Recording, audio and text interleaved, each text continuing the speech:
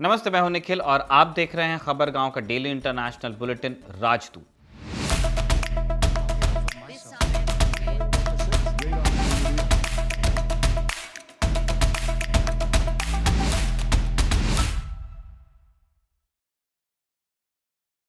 One man's terrorist is another man's freedom fighter.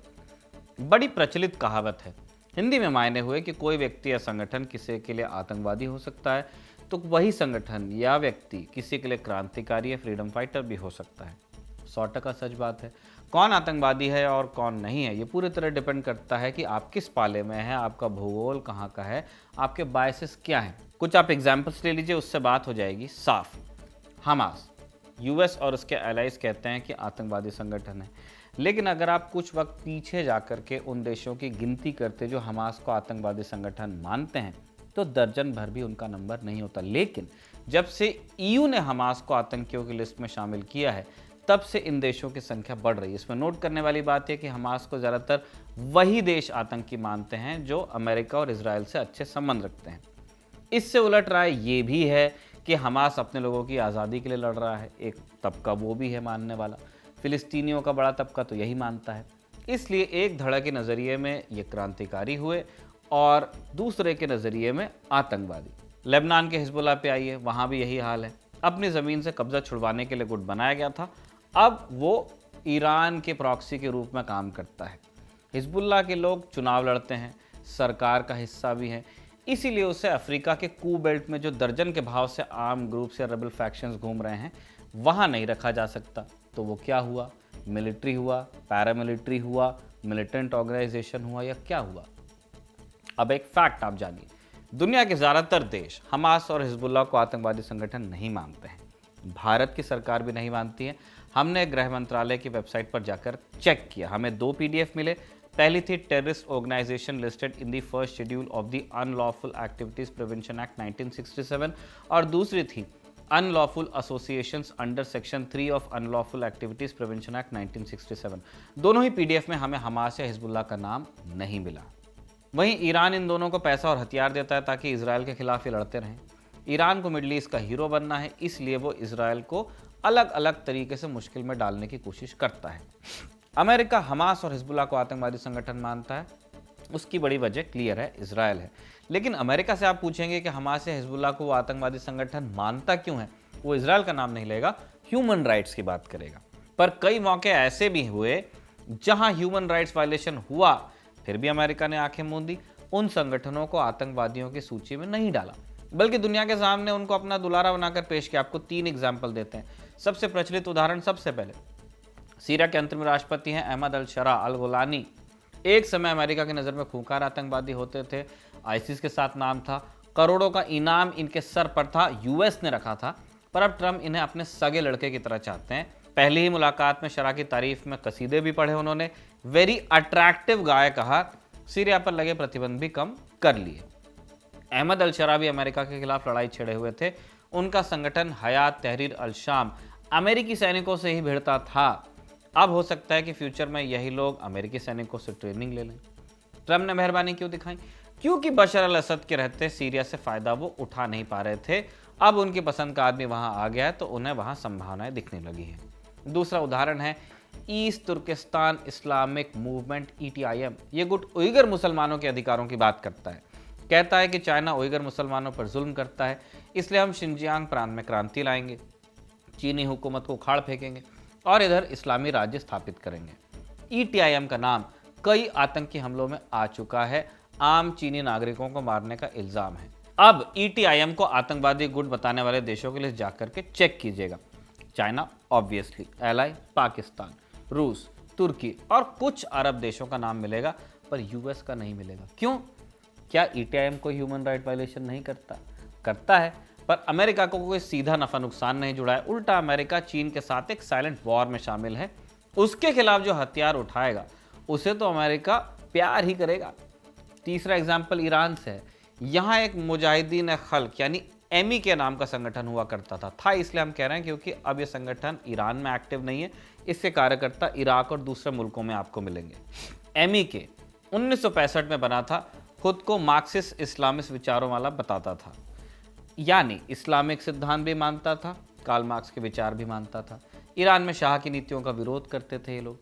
Shah ने अपनी एक सीक्रेट स्पेशल पुलिस फोर्स बनाई हुई थी, bureau of intelligence and security of the state यानी सबाक। ये अपने विरोधियों पर शिकंजा कसने के लिए थी।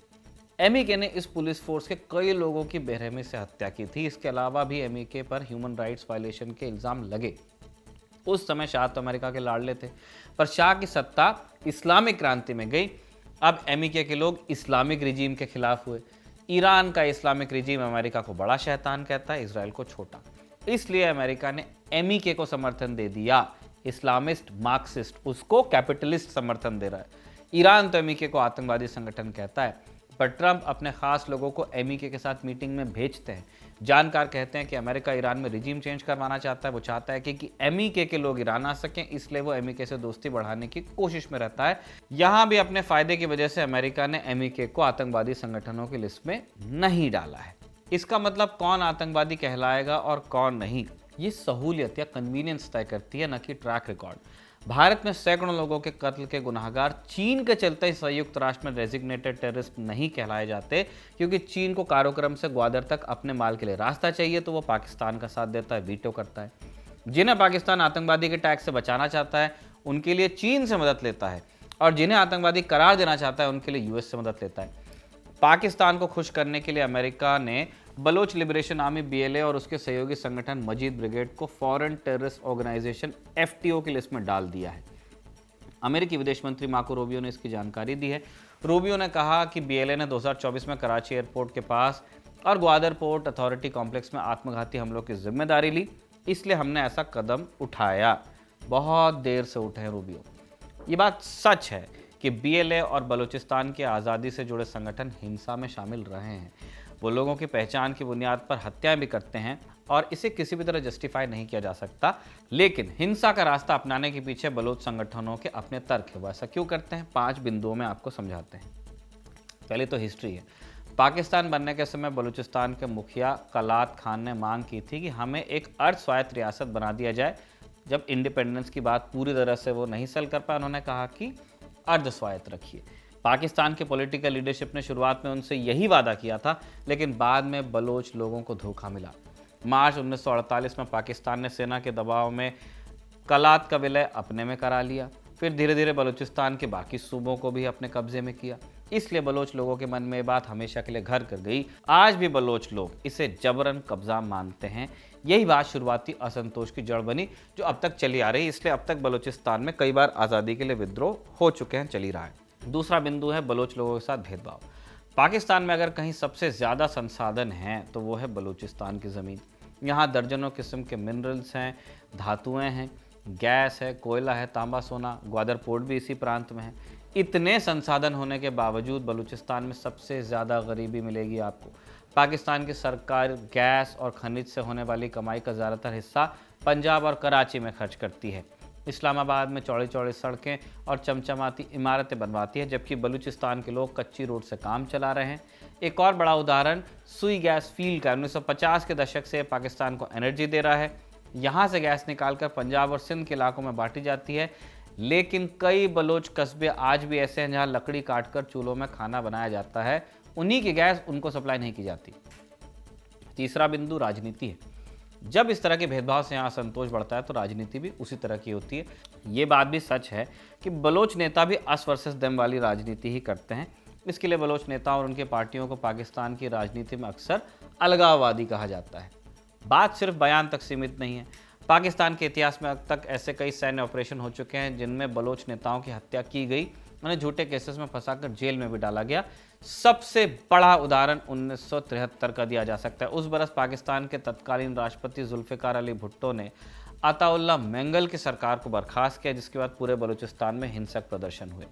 सरकार के अलावा पाकिस्तान की सेना और उसकी खुफिया एजेंसियां भी बलूचिस्तान में बारीक नज़र रखती हैं। कोई नेता या कार्यकर्ता सेना या सरकार के खिलाफ बात कर दे तो गायब हो जाता है। चौथा बिंदु है बलोच पहचान से जुड़ा हुआ। बलोच लोग अपनी भाषा, कल्चर और पहचान को लेकर बहुत गंभीर हैं। खुद को वो मुसलमान कहते हैं बाकी पाकिस्तानियों की तरह, लेकिन वो आपसे ये ज़रूर कहेंगे कि वो बलोच हैं। वो अपनी इस अलहदा पहचान को सहेज कर रखना चाहते हैं। वहीं पाकिस्तान की सरकार या इस्टेब्लिशमेंट इससे अलग राय रखता है। जब एक बलोच पंजाब या सिंध में जाता है तो उसे शक की नज़र से देखा जाता है, जनता और प्रशासन हैरेस करते हैं।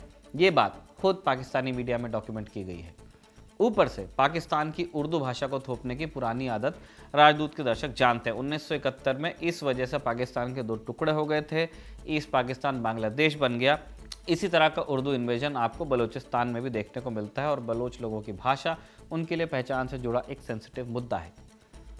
5वां बिंदु मानवाधिकार उल्लंघन और दमन से जुड़ा है। 2003 से 2012 के बीच 8000 से ज़्यादा बलोच लोगों का अपहरण हुआ।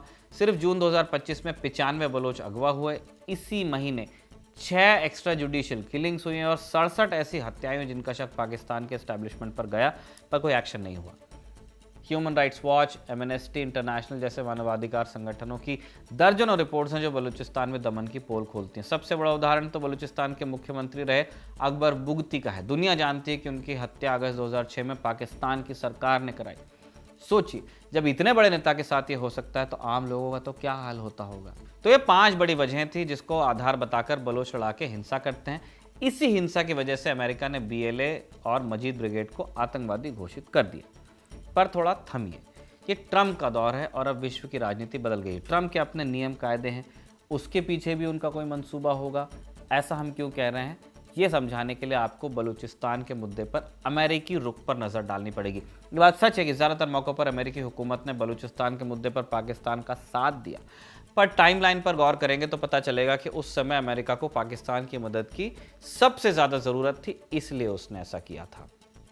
अफगानिस्तान की लड़ाई में अमेरिका ने पाकिस्तान के जरिए खेल किया, इसलिए अमेरिका ने बलूचिस्तान में मानवाधिकार उल्लंघन को इग्नोर भी किया। पर जब बलोच लोगों पर हमले ज़्यादा बढ़ गए तो 2012 में एक दफ़े अमेरिका ने पाकिस्तान से सवाल पूछ लिए थे। इस साल अमेरिकी कांग्रेस में बलूचिस्तान के मुद्दे पर हियरिंग हुई और एक प्रस्ताव रखा गया कि बलोच लोगों को भी राइट टू सेल्फ डिटर्मिनेशन मिलना चाहिए।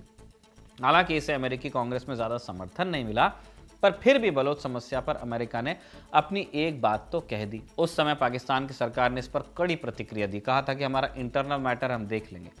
तब से अमेरिकी सरकार भी यही टेक लेते आई है। ट्रंप ने भी पुराने अमेरिकी एडमिनिस्ट्रेशन से हटकर कोई नई लाइन नहीं ली है। मौजूदा फैसलों के पीछे जानकर फिर भी 2 बड़ी वजह आपको बता देते हैं। नंबर 1, ट्रंप को भारत से सुनना है थैंक यू। पाकिस्तान के साथ लड़ाई रुकवाने के लिए हम कर नहीं रहे, इसलिए वो पाकिस्तान को दुलार रहे हैं जहां से उनके लिए नोबेल मांगा जा रहा है। बीते दिनों अमेरिका ने कश्मीर में आतंकवादी घटनाओं के लिए जिम्मेदार TRF को आतंकवादी संगठन घोषित किया था, तो अब पाकिस्तान की बारी है। उन्होंने भी अमेरिका से एक संगठन के आगे आतंकवादी लिखवा लिया। नंबर 2, ट्रंप को पाकिस्तान के गैस और खनिज चाहिए। क्लियर है, ऑयल रिजर्व्स की बात कर रहे हैं। इसके लिए चुनाव से पहले एक डेलीगेशन पाकिस्तान भेजा था। ये खनिज सबसे ज़्यादा कहाँ है? बलूचिस्तान में। अभी वहाँ चीनी लोगों ने अपनी फैक्ट्रियाँ लगाई हैं, वो खदान चला रहे हैं। बलोच गिरोह चाइनीज सिटीजन्स के साथ, इंजीनियर्स के साथ, कॉन्ट्रैक्टर्स के साथ क्या कर रहे हैं दुनिया जानती है। अबडक्ट हो रहे हैं, किलिंग्स हो रही है, आए दिन होता है ये।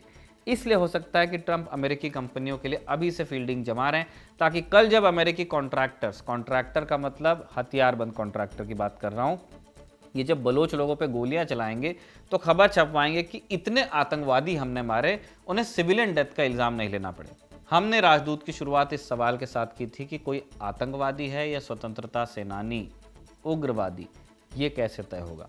जाफर एक्सप्रेस वाले प्रकरण के वक्त भारतीय न्यूज़ रूम्स इसी असहजता से बंधे हुए थे कि जाफर एक्सप्रेस अगवा करने वालों को कहा क्या जाएगा। आतंकवादी बोलेंगे, चरमपंथी बोलेंगे, उग्रवादी बोलेंगे, क्या बोलेंगे। ये कहो तो वहाँ दिक्कत और वो कहो तो यहाँ दिक्कत। कुछ समझ नहीं आया तो फिर न्यूज़ प्रोड्यूसर्स और कॉपीराइटर्स ने उन्हें बलोच लड़ाका लिख दिया। लड़ाका लिखने से मालूम नहीं चलता है कि ये लड़ाका गुड है कि बैड है। उस ट्रेन में सिर्फ पाकिस्तानी सैनिक नहीं थे, आम लोग भी थे। ये इल्ज़ाम भी लगा कि लोगों को पहचान पूछकर कत्ल किया गया। जो बताता कि वो पंजाब से है उसे तुरंत मार डाला जाता। क्या इस हरकत को आज़ादी की लड़ाई के लेंस से ही देखा जा सकता है?